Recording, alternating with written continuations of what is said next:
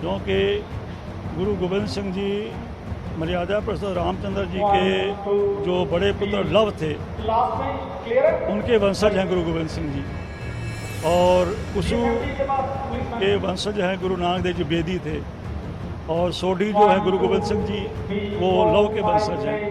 मैं कल दा फेसबुक दे उत्ते यूट्यूब दे उत्ते एक वीडियो बार-बार वेख रहा। फेसबुक दे उत्ते हर कोई इस वीडियो नूं शेयर कर रहा है कि इकबाल सिंह पटने वाले ने बाबा नानक जी नूं रामचंद्र जी दे नाल जोड़ दिता, गुरु गोबिंद सिंह जी नूं रामचंद्र जी दे नाल जोड़ दिता। ते जिहड़े अपने आप नूं सिख खवाउण वाले ने ना, उन्हां नूं इस गल दा बड़ा दुख लगदा पिया है कि इकबाल सिंह पटने वाले ने ऐसा क्यों कीता है। पर मैं कहना चाहांगा कि इकबाल सिंह पटने वाले दे उत्ते काहनूं एवें खुंदक खाई जा रहे हो, काहनूं उस विचारे दे उत्ते एवें गुस्सा करी जा रहे हो। ਉਹਦੀ ਵਿਚਾਰੇ ਦੀ ਤੇ ਕੋਈ ਗਲਤੀ ਨਹੀਂ ਹੈਗੀ। ਉਹਨੇ ਜੇ ਇਹ ਗੱਲ ਆਖੀ ਹੈ ਤੇ ਕਿਤੋਂ ਨਾ ਕਿਤੋਂ ਪੜ੍ਹ ਕੇ ਹੀ ਆਖੀ ਹੋਵੇਗੀ ਨਾ, ਉਹਨੂੰ ਇਲਹਾਮ ਤੇ ਹੋਇਆ ਨਹੀਂ। ਵੈਸੇ ਕਈ ਵਾਰ ਉਹਨੂੰ ਇਲਹਾਮ ਵੀ ਹੋ ਜਾਂਦੇ ਨੇ, ਇਹਦੇ ਵਿੱਚ ਵੀ ਕੋਈ ਸ਼ੱਕ ਵਾਲੀ ਗੱਲ ਨਹੀਂ ਹੈ, ਕਿਉਂਕਿ ਇਕਬਾਲ ਸਿੰਘ ਪਟਨੇ ਵਾਲਾ ਇਹ ਗੱਲ ਕਹਿੰਦਾ ਹੁੰਦਾ ਸੀ ਨਾ ਕਿ 2016 ਦੇ ਵਿੱਚ ਗੁਰੂ ਗੋਬਿੰਦ ਸਿੰਘ ਜੀ ਵਾਪਸ ਆਉਣਗੇ। 2016 ਕੀ ਹੁਣ ਤੇ 2020 ਵੀ ਜਿਹੜਾ ਹੈ ਉਹ ਖਤਮ ਹੋਣ ਵਾਲਾ ਹੈ, ਪਰ ਸਰੀਰਕ ਰੂਪ ਲੈ ਕੇ ਗੁਰੂ ਗੋਬਿੰਦ ਸਿੰਘ ਜੀ ਅਜੇ ਤੱਕ ਆਏ ਨਹੀਂ। ਚਲੋ ਬੇਸਿਰ ਪੈਰ ਦੀਆਂ ਗੱਲਾਂ ਤੇ ਉਹ ਵਿਚਾਰਾ ਕਰਦਾ ਹੀ ਰਹਿੰਦਾ, ਪਰ ਮੈਂ ਜਿਹੜੇ ਪਾਸੇ ਤੁਹਾਡਾ ਧਿਆਨ ਦਿਵਾਉਣਾ ਚਾਹਨਾ ਅੱਜ ਕਿ ਸਾਰੇ ਜਾਣੇ ਇਕਬਾਲ ਸਿੰਘ ਪਟਨੇ ਵਾਲੇ ਦੇ ਪਿੱਛੇ ਪੈ ਗਏ ਕਿ ਉਹਨੇ ਇਹ ਗੱਲ ਕਿਉਂ ਆਖ ਦਿੱਤੀ ਕਿ ਬਾਬਾ ਨਾਨਕ ਜੀ ਤੇ ਗੁਰੂ ਗੋਬਿੰਦ ਸਿੰਘ ਜੀ ਇਹ ਰਾਮਚੰਦਰ ਜੀ ਦੀ ਵੰਸ਼ ਦੇ ਵਿੱਚੋਂ ਨੇ। ਸੱਚ ਕਰਕੇ ਜਾਣਿਓ, ਜੇ ਇਕਬਾਲ ਸਿੰਘ ਪਟਨੇ ਵਾਲੇ ਨੇ ਇਹ ਗੱਲ ਆਖੀ ਹੈ ਨਾ, ਉਹਨੇ ਕੋਲੋਂ ਨਹੀਂ ਆਖੀ, ਉਹਨੇ ਕਿਤੋਂ ਨਾ ਕਿਤੋਂ ਪੜ੍ਹ ਕੇ ਹੀ ਆਖੀ ਹੈ। ਤੁਹਾਡੇ ਸਾਹਮਣੇ ਅੱਜ ਮੈਂ ਸਬੂਤ ਰੱਖਦਾ ਇਸ ਗੱਲ ਦਾ। ਆ ਤੁਹਾਨੂੰ ਮੈਂ ਇੱਕ ਕਿਤਾਬ ਦਿਖਾ ਰਿਹਾ, ਇਹਦਾ ਨਾਮ ਹੈ ਗੁਰਬਾਣੀ ਪਾਠ ਦਰਪਣ। ਜਿਹੜੀ ਗੱਲ ਇਕਬਾਲ ਸਿੰਘ ਨੇ ਆਖੀ ਹੈ ਨਾ, ਉਹਨੇ ਕਿੱਥੋਂ ਪੜ੍ਹ ਕੇ ਆਖੀ ਹੈ? ਇਸੇ ਕਿਤਾਬ ਦੇ ਵਿੱਚੋਂ ਪੜ੍ਹ ਕੇ ਆਖੀ ਹੈ। ਤੇ ਇਸ ਕਿਤਾਬ ਨੂੰ ਡੇਰੇਦਾਰ ਜਿਹੜੇ ਨੇ ਉਹ ਪ੍ਰਮੋਟ ਕਰਦੇ ਨੇ। ਉਹ ਕਹਿੰਦੇ ਨੇ ਕਿ ਸਾਡੇ ਵੱਡੇ ਮਹਾਂਪੁਰਖਾਂ ਦੇ ਵੱਲੋਂ ਇਹ ਕਿਤਾਬ ਲਿਖੀ ਹੋਈ ਹੈ, ਠੀਕ ਹੈ ਨਾ। ਤੇ ਉਹ ਤੇ ਇਸ ਕਿਤਾਬ ਨੂੰ ਆਪਣਾ ਸਭ ਕੁਝ ਮੰਨਦੇ ਨੇ ਕਿ ਇਹਦੇ ਵਿੱਚ ਕੱਲੀ ਕੱਲੀ ਜਿਹੜੀ ਗੱਲ ਲਿਖੀ ਹੋਈ ਹੈ ਉਹ ਬਿਲਕੁਲ ਸੱਤ ਹੈ, ਬਿਲਕੁਲ ਸਹੀ ਹੈ, ਇਹਦੇ ਵਿੱਚ ਤੇ ਗਲਤ ਕੁਝ ਹੈਗਾ ਹੀ ਨਹੀਂ ਹੈ। ਸੋ ਜੋ ਇਸ ਕਿਤਾਬ ਦੇ ਵਿੱਚ ਲਿਖਿਆ ਹੈ ਇਕਬਾਲ ਸਿੰਘ ਪਟਨੇ ਵਾਲੇ ਨੇ, ਤੇ ਉਹ ਗੱਲ ਜਿਹੜੀ ਹੈ ਨਾ ਕੇਵਲ ਤੁਹਾਡੇ ਸਾਹਮਣੇ ਰੱਖੀ ਹੈ, ਉਹਨੇ ਕੋਲੋਂ ਕੁਝ ਨਹੀਂ ਆਖਿਆ। ਇਸ ਕਰਕੇ ਉਸ ਵਿਚਾਰੇ ਦੇ ਉੱਤੇ ਐਵੇਂ ਗੁੱਸਾ ਨਾ ਕਰੀ ਜਾਓ। ਉਹਨੇ ਇਸ ਕਿਤਾਬ ਦੇ ਵਿੱਚੋਂ ਇਹ ਗੱਲ ਆਖੀ ਹੈ ਤੇ ਇਸ ਕਿਤਾਬ ਦਾ ਵਿਰੋਧ ਤਾਂ ਕੋਈ ਕਰਦਾ ਨਹੀਂ ਹੈ ਤੇ ਨਾ ਹੀ ਕੋਈ ਕਰ ਸਕਦਾ ਹੈ, ਕਿਉਂਕਿ ਕਰਨ ਦੀ ਹਿੰਮਤ ਨਹੀਂ ਹੈ, ਠੀਕ ਹੈ ਨਾ। ਸੋ ਇਸ ਕਿਤਾਬ ਦੇ ਵਿੱਚ ਜੋ ਲਿਖਿਆ ਹੋਇਆ ਮੈਂ ਤੁਹਾਡੇ ਸਾਹਮਣੇ ਉਹ ਰੱਖ ਦਿੰਨਾ ਕਿ ਇਕਬਾਲ ਸਿੰਘ ਪਟਨੇ ਵਾਲੇ ਨੂੰ ਬਖਸ਼ ਦਿਓ, ਹੁਣ ਬਹੁਤ ਹੋ ਗਿਆ। ਕੱਲ ਦੀਆਂ ਵੀਡੀਓ ਪਾ ਪਾ ਕੇ ਉਹਨੂੰ ਐਵੇਂ ਗਾਲਾਂ ਕੱਢੀ ਜਾਂਦੇ ਹੋ, ਉਹਦੇ ਨਾਲ ਹੋਣਾ ਕੱਖ ਨਹੀਂ ਹੈ, ਠੀਕ ਹੈ। ਆਹ ਕਿਤਾਬ ਵੇਖੋ, ਗੁਰਬਾਣੀ ਪਾਠ ਦਰਪਣ। ਇਹ ਕਿਹਨੇ ਲਿਖੀ ਹੈ? ਉਹਦਾ ਨਾਮ ਵੀ ਤੁਹਾਡੇ ਸਾਹਮਣੇ ਹੈ, ਤੁਸੀਂ ਆਪ ਇੱਥੇ ਪੜ੍ਹ ਸਕਦੇ ਹੋ, ਠੀਕ ਹੈ ਜੀ। ਮੈਂ ਅੱਗੇ ਚੱਲਦਾ ਹੁਣ। ਆਹ ਵੇਖੋ ਤਤਕਰਾ, ਭਾਗ ਪਹਿਲਾ, ਗੁਰਮਤਿ ਸੰਸਕਾਰ ਅਤੇ ਪਾਠਾਂ ਦੀ ਮਰਿਆਦਾ, ਪਵਿੱਤਰ ਗੁਰਬੰਸਾਵਲੀ। ਜਿਹੜਾ ਇਹ ਪਹਿਲਾ ਟੌਪਿਕ ਹੈ ਨਾ, ਪਵਿੱਤਰ ਗੁਰਬੰਸਾਵਲੀ, ਇਹਦੇ ਅਧੀਨ ਹੀ ਇਹ ਸਾਰੀਆਂ ਗੱਲਾਂ ਲਿਖੀਆਂ ਹੋਈਆਂ ਨੇ। ਆਹ ਵੇਖੋ, ਗੁਰਬਾਣੀ ਪਾਠ ਦਰਪਣ, ਪੰਨਾ ਨੰਬਰ 11, ਇੱਕ ਓੰਕਾਰ, ਸ਼੍ਰੀ ਵਾਹਿਗੁਰੂ ਜੀ ਕੀ ਫਤਿਹ, ਪਵਿੱਤਰ ਗੁਰਬੰਸਾਵਲੀ, ਦਸਾਂ ਸਤਿਗੁਰਾਂ ਜੀ ਦੀ ਪਵਿੱਤਰ ਬੰਸਾਵਲੀ, ਪਾਤਸ਼ਾਹੀ ਪਹਿਲੀ ਪਾਤਸ਼ਾਹੀ, ਨਾਮ ਸਤਿਗੁਰੂ ਨਾਨਕ ਦੇਵ ਜੀ ਮਹਾਰਾਜ। ਹੁਣ ਗੌਰ ਕਰਿਓ ਅੱਗੇ ਕੀ ਲਿਖਿਆ ਹੈ। ਬਾਬਾ ਨਾਨਕ ਜੀ ਦੇ ਬਾਰੇ ਵਿੱਚ ਲਿਖਿਆ ਹੈ ਬੇਦੀ ਵੰਸ਼, ਬ੍ਰੈਕਟ ਵਿੱਚ ਲਿਖਿਆ ਹੈ ਸ਼੍ਰੀ ਰਾਮਚੰਦਰ ਜੀ ਦੇ ਪੁੱਤਰ ਕੁਸ਼ੂ। ਕੁਸ਼ੂ ਦੀ ਵੰਸ਼ ਦੇ ਕਾਲਕੇਤ ਨੇ ਕਾਂਸ਼ੀ ਜਾ ਕੇ ਵੇਦ ਪੜ੍ਹੇ, ਇਹਨਾਂ ਤੋਂ ਬੇਦੀ ਵੰਸ਼ ਚੱਲੀ। ਤੇ ਆਮ ਕਰਕੇ ਇਹ ਗੱਲ ਬਾਬਾ ਨਾਨਕ ਜੀ ਦੇ ਬਾਰੇ ਦੇ ਵਿੱਚ ਆਖੀ ਜਾਂਦੀ ਹੈ ਕਿ ਉਹਨਾਂ ਦੀ ਵੰਸ਼ ਜਿਹੜੀ ਸੀ ਉਹ ਬੇਦੀ ਸੀਗੀ, ਠੀਕ ਹੈ ਨਾ, ਉਹ ਬੇਦੀ ਸਨ। ਤੇ ਇੱਥੇ ਕਲੀਅਰ ਜੀ ਗੱਲ ਜਿਹੜੀ ਉਹ ਲਿਖ ਦਿੱਤੀ ਗਈ ਹੈ ਕਿ ਸ਼੍ਰੀ ਰਾਮਚੰਦਰ ਜੀ ਦੇ ਪੁੱਤਰ ਕੁਸ਼ੂ, ਸ਼੍ਰੀ ਰਾਮਚੰਦਰ ਜੀ ਦੇ ਪੁੱਤਰ ਸਨ ਕੁਸ਼ੂ, ਦੋ ਪੁੱਤਰ ਸਨ, ਇੱਕ ਸੀ ਲਵ ਤੇ ਇੱਕ ਸੀ ਕੁਸ਼। ਉਹਦੇ ਬਾਰੇ ਵਿੱਚ ਦੂਜੇ ਪੁੱਤਰ ਦੇ ਬਾਰੇ ਦੇ ਵਿੱਚ ਗੱਲ ਲਿਖੀ ਹੈ ਕਿ ਸ਼੍ਰੀ ਰਾਮਚੰਦਰ ਜੀ ਦੇ ਪੁੱਤਰ ਕੁਸ਼ੂ ਦੀ ਵੰਸ਼ ਦੇ ਕਾਲਕੇਤ ਨੇ ਕਾਂਸ਼ੀ ਜਾ ਕੇ ਵੇਦ ਪੜ੍ਹੇ, ਇਹਨਾਂ ਤੋਂ ਬੇਦੀ ਵੰਸ਼ ਚੱਲੀ। ਸੋ ਕੁਸ਼ੂ ਦੇ ਨਾਲ ਜੋੜਿਆ ਗਿਆ ਬਾਬਾ ਨਾਨਕ ਜੀ ਨੂੰ ਤੇ ਆਟੋਮੈਟਿਕਲੀ ਬਾਬਾ ਨਾਨਕ ਜੀ ਨੇ ਜਿਹੜੇ ਉਹ ਜੁੜ ਗਏ ਨੇ ਕਿਹਦੇ ਨਾਲ? ਸ਼੍ਰੀ ਰਾਮਚੰਦਰ ਜੀ ਦੇ ਨਾਲ। ਇਸ ਕਿਤਾਬ ਦੇ ਵਿੱਚ ਗੁਰਬਾਣੀ ਪਾਠ ਦਰਪਣ ਦੇ ਵਿੱਚ ਇਹ ਗੱਲ ਲਿਖੀ ਹੋਈ ਹੈ, ਮੈਂ ਤੁਹਾਡੇ ਸਾਹਮਣੇ ਸਬੂਤ ਰੱਖ ਦਿੱਤਾ ਹੈ, ਠੀਕ ਹੈ ਜੀ। ਹੁਣ ਚੱਲੀਏ ਅੱਗੇ। ਦੂਜੀ ਪਾਤਸ਼ਾਹੀ, ਨਾਮ ਸਤਿਗੁਰੂ ਅੰਗਦ ਦੇਵ ਜੀ ਮਹਾਰਾਜ, ਤੇਹਣ ਵੰਸ਼, ਲਛਮਣ ਦੇ ਤਖ ਨਾਮੇ ਪੁੱਤਰ ਤੋਂ ਤੇਹਣ ਵੰਸ਼ ਚੱਲੀ। ਲਓ ਜੀ, ਮਹਿਲਾ ਦੂਜਾ ਨੂੰ ਗੁਰੂ ਅੰਗਦ ਸਾਹਿਬ ਜੀ ਨੂੰ ਕਿਹਦੇ ਨਾਲ ਜੋੜ ਦਿੱਤਾ ਗਿਆ? ਲਛਮਣ ਦੇ ਨਾਲ ਜੋੜ ਦਿੱਤਾ ਗਿਆ ਏ। ਇਹ ਗੱਲ ਕਿੱਥੇ ਲਿਖੀ ਹੋਈ ਹੈ? ਗੁਰਬਾਣੀ ਪਾਠ ਦਰਪਣ ਦੇ ਵਿੱਚ ਇਹ ਗੱਲ ਲਿਖੀ ਹੋਈ ਹੈ। ਅੱਗੇ ਚੱਲੀਏ। ਤੀਜੀ ਪਾਤਸ਼ਾਹੀ, ਨਾਮ ਸਤਿਗੁਰੂ ਅਮਰਦਾਸ ਜੀ, ਭੱਲੇ ਵੰਸ਼, ਸ਼੍ਰੀ ਰਾਮਚੰਦਰ ਜੀ ਦੇ ਭਾਈ ਭਰਤ ਦੇ ਪੁੱਤਰ। ਸ਼੍ਰੀ ਰਾਮਚੰਦਰ ਜੀ ਦਾ ਭਰਾ ਸੀ ਨਾ ਭਰਤ, ਉਹਦੇ ਪੁੱਤਰ ਭੱਲਣ ਤੋਂ ਭੱਲੇ ਵੰਸ਼ ਚੱਲੀ, ਠੀਕ ਹੈ ਜੀ। ਮਤਲਬ ਸ਼੍ਰੀ ਰਾਮਚੰਦਰ ਜੀ ਦਾ ਜੋ ਭਰਾ ਹੈ, ਅੱਗੇ ਉਹਦਾ ਜੋ ਪੁੱਤਰ ਹੈ, ਉਹਦੇ ਤੋਂ ਭੱਲੇ ਵੰਸ਼ ਚੱਲੀ ਹੈ। ਤੇ ਮਹਿਲਾ ਤੀਜਾ ਦੇ ਬਾਰੇ ਦੇ ਵਿੱਚ, ਗੁਰੂ ਅਮਰਦਾਸ ਜੀ ਦੇ ਬਾਰੇ ਦੇ ਵਿੱਚ ਇਹ ਗੱਲ ਆਮ ਹੀ ਆਖੀ ਜਾਂਦੀ ਹੈ ਕਿ ਉਹ ਭੱਲੇ ਵੰਸ਼ ਦੇ ਵਿੱਚੋਂ ਸਨ, ਠੀਕ ਹੈ। ਤੇ ਇਹਨਾਂ ਨੂੰ ਵੀ, ਤੀਜੀ ਪਾਤਸ਼ਾਹੀ ਨੂੰ ਵੀ ਰਾਮਚੰਦਰ ਜੀ ਦੇ ਨਾਲ ਇਸ ਤਰੀਕੇ ਦੇ ਨਾਲ ਜੋੜ ਦਿੱਤਾ ਗਿਆ ਹੈ। ਤੇ ਇਹ ਗੱਲ ਕਿੱਥੇ ਲਿਖੀ ਹੋਈ ਹੈ? ਗੁਰਬਾਣੀ ਪਾਠ ਦਰਪਣ ਦੇ ਵਿੱਚ ਇਹ ਗੱਲ ਲਿਖੀ ਹੋਈ ਹੈ।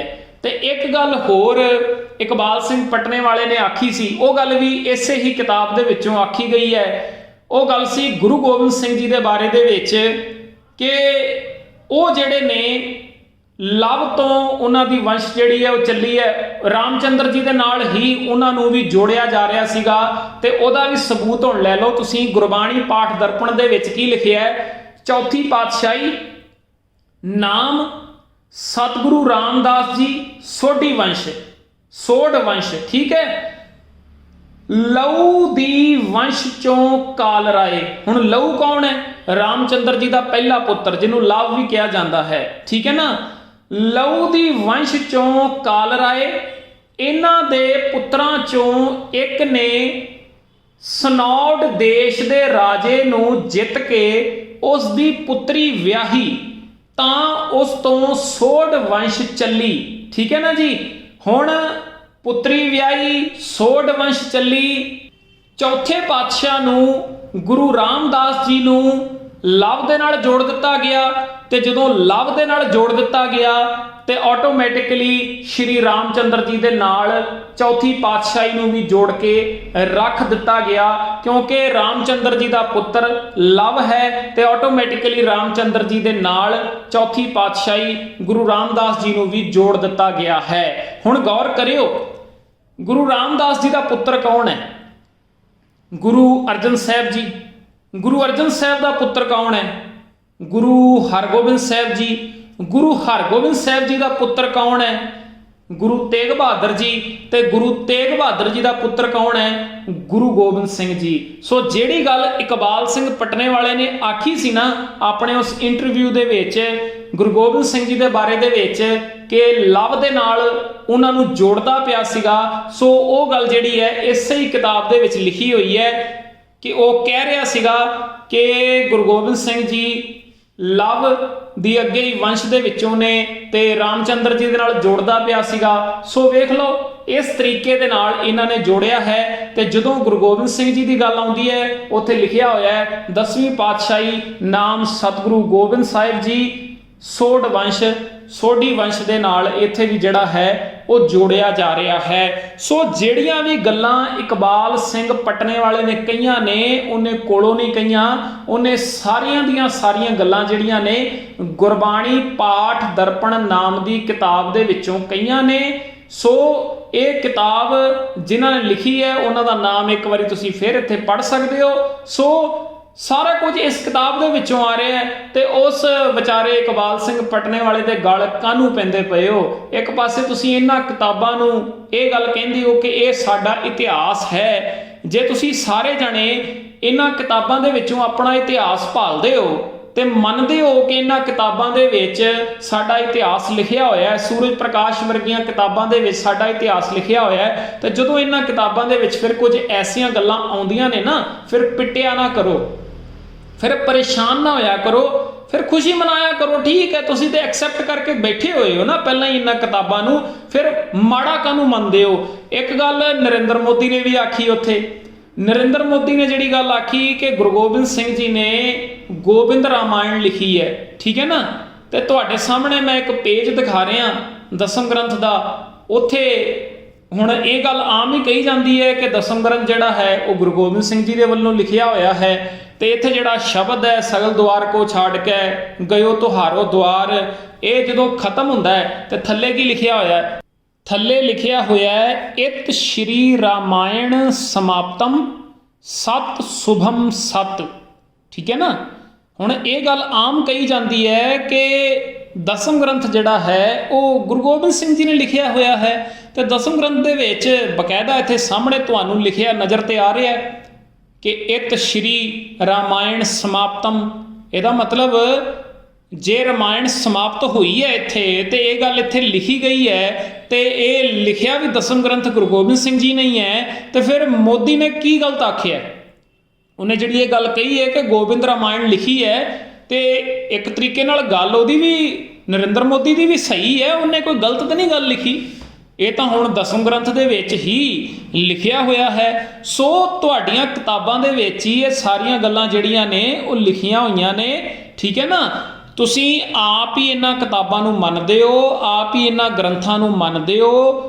ਜਿਹੜਾ ਇਹਨਾਂ ਦੇ ਵਿਰੋਧ ਵਿੱਚ ਬੋਲਦਾ ਹੈ ਤੁਸੀਂ ਉਹਦਾ ਵਿਰੋਧ ਕਰਦੇ ਹੋ, ਤੇ ਫਿਰ ਜਦੋਂ ਨਰਿੰਦਰ ਮੋਦੀ ਕੁਝ ਬੋਲਦਾ ਹੈ, ਜਦੋਂ ਫਿਰ ਇਕਬਾਲ ਸਿੰਘ ਪਟਨੇ ਵਾਲਾ ਕੁਝ ਬੋਲਦਾ ਹੈ, ਉਦੋਂ ਤੁਹਾਨੂੰ ਮਿਰਚਾਂ ਕਿਉਂ ਲੱਗਦੀਆਂ ਨੇ? ਉਦੋਂ ਤੇ ਸੱਤ-ਸੱਤ ਕਰਕੇ ਮੰਨ ਲਿਆ ਕਰੋ, ਕਿਉਂਕਿ ਤੁਸੀਂ ਵੀ ਉਹੀ ਗੱਲਾਂ ਕਹਿ ਰਹੇ ਹੋ ਤੇ ਅਗਲੇ ਵੀ ਉਹੀ ਗੱਲਾਂ ਕਹਿੰਦੇ ਪਏ ਨੇ, ਕੁਝ ਵੱਖਰਾ ਤਾਂ ਨਹੀਂ ਕਹਿ ਰਹੇ, ਤੁਹਾਡੇ ਮੁਤਾਬਕ ਹੀ ਤੇ ਉਹ ਗੱਲਾਂ ਕਰਦੇ ਪਏ ਨੇ। ਸੋ ਜਿਹੜਾ ਪੱਖ ਇਕਬਾਲ ਸਿੰਘ ਪਟਨੇ ਵਾਲੇ ਨੇ ਰੱਖਿਆ ਜਾਂ ਨਰਿੰਦਰ ਮੋਦੀ ਨੇ ਰੱਖਿਆ, ਉਹ ਕਿੱਥੋਂ ਦੀ ਉਹ ਵਿਚਾਰਧਾਰਾ ਆ ਰਹੀ ਹੈ, ਉਹ ਮੈਂ ਤੁਹਾਡੇ ਸਾਹਮਣੇ ਪ੍ਰੂਫ ਦੇ ਕੇ ਇਹ ਗੱਲ ਰੱਖ ਦਿੱਤੀ ਹੈ।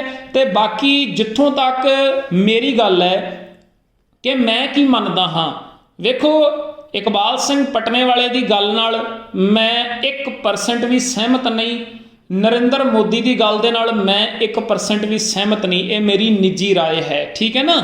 ਤੇ ਜਿੱਥੋਂ ਤੱਕ ਮੇਰੀ ਗੱਲ ਹੈ ਕਿ ਮੈਂ ਰਾਮ ਕਿਹਨੂੰ ਮੰਨਦਾ ਵਾਂ, ਜਿਹਦੇ ਬਾਰੇ ਦੇ ਵਿੱਚ ਗੁਰਬਾਣੀ ਦੇ ਵਿੱਚ ਆ ਰਿਹਾ ਹੈ ਕਿ ਘਟ ਘਟ ਮੈਂ ਹਰਜੂ ਬਸਿਆ ਦੀ ਗੱਲ ਕੀਤੀ ਗਈ ਹੈ, ਜਾਂ ਸਭੈ ਘਟ ਰਾਮ ਬੋਲੇ ਰਾਮਾ ਬੋਲੇ ਰਾਮ ਬਿਨਾ ਕੋ ਬੋਲੇ ਰੇ। ਮੈਂ ਆਪਣਾ ਰਾਮ ਮੰਨਦਾ ਵਾਂ ਕੁਦਰਤੀ ਨਿਯਮਾਂ ਨੂੰ, ਜਿਹੜੇ ਨਿਯਮ ਹਰ ਪਾਸੇ ਫੈਲੇ ਹੋਏ ਨੇ, ਮੇਰੇ ਅੰਦਰ ਵੀ ਹੈਗੇ ਨੇ ਤੇ ਕੁੱਲ ਕਾਇਨਾਤ ਦੇ ਅੰਦਰ ਨੇ। ਮੈਂ ਆਪਣਾ ਰਾਮ ਮੰਨਦਾ ਹਾਂ ਚੰਗੇ ਗੁਣਾਂ ਨੂੰ, ਸਤ ਸੰਤੋਖ ਦਇਆ ਧੀਰਜ ਇਮਾਨਦਾਰੀ ਨੂੰ। ਮੈਂ ਆਪਣਾ ਰਾਮ ਮੰਨਦਾ ਹਾਂ ਸੱਚੇ ਗਿਆਨ ਨੂੰ। ਇਹ ਮੇਰਾ ਰਾਮ ਹੈ ਤੇ ਮੈਂ ਇਸ ਰਾਮ ਦੇ ਨਾਲ ਸਾਂਝ ਪਾ ਕੇ ਆਪਣੇ ਜੀਵਨ ਨੂੰ ਸਵਾਰਨਾ ਹੈ। ਮੈਂ ਕਿਸੇ ਵੀ ਦੇਵਤਾ ਰਾਮ ਵਾਲੇ ਪਾਸੇ ਨੂੰ ਨਹੀਂ ਜਾਂਦਾ, ਇਹ ਮੇਰਾ ਪੱਖ ਹੈ। ਪਰ ਜਿਹੜੇ ਲੋਕ ਇਹਨਾਂ ਕਿਤਾਬਾਂ ਦੇ ਵਿੱਚ ਆਪਣਾ ਯਕੀਨ ਰੱਖਦੇ ਨੇ, ਗੁਰਬਾਣੀ ਪਾਠ ਦਰਪਣ ਵਰਗੀਆਂ ਕਿਤਾਬਾਂ ਜਾਂ ਫਿਰ ਹੋਰ ਜਿੰਨੇ ਵੀ ਗ੍ਰੰਥ ਨੇ ਜਿਨ੍ਹਾਂ ਦੇ ਵਿੱਚ ਸੂਰਜ ਪ੍ਰਕਾਸ਼ ਵਰਗੇ ਆ ਜਾਂਦੇ ਨੇ, ਦਸਮ ਗ੍ਰੰਥ ਵਰਗੇ ਆ ਜਾਂਦੇ ਨੇ,